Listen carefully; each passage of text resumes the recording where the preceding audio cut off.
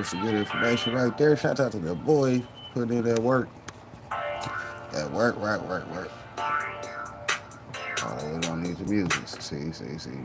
We already know. They be picking music that'll get your video flagged. That's why they can't be monetized.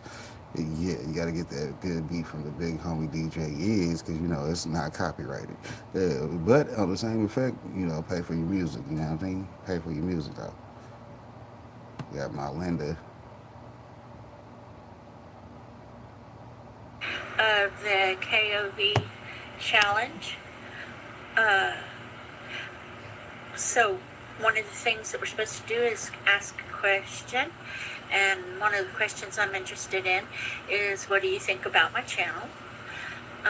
When I started this channel, I started it, well, for me, I'm a type A personality and I needed to relax. I have some disabilities that are related to stress, and it seems like people like them and watch them. But you guys tell me what you think. Bye.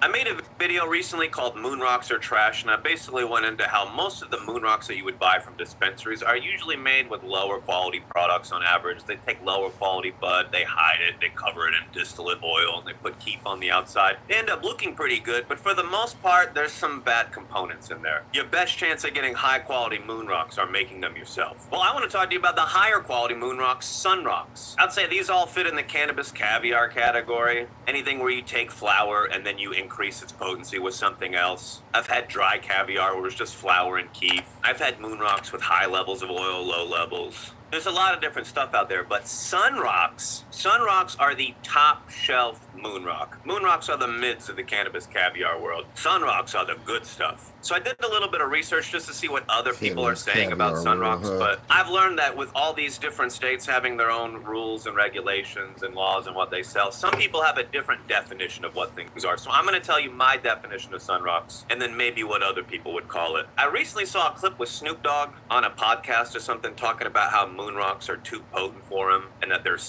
usually 60% THC, and that the next level of that is sun rocks, which are 80% THC. The moon rock is too much, dog. That's what everybody keeps saying. I just want to try it. Charlamagne. And I don't even smoke. Charlamagne, look at me. Yeah.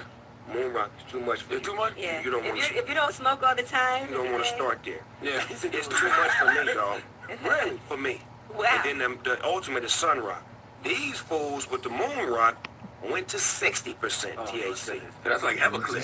Sun rock went to 80%. God damn. So you damn near crackish. And then that definition is translated onto a few websites. I saw some of them listing that. But most of the moon rocks I'd get in Colorado, 75 to 85% THC.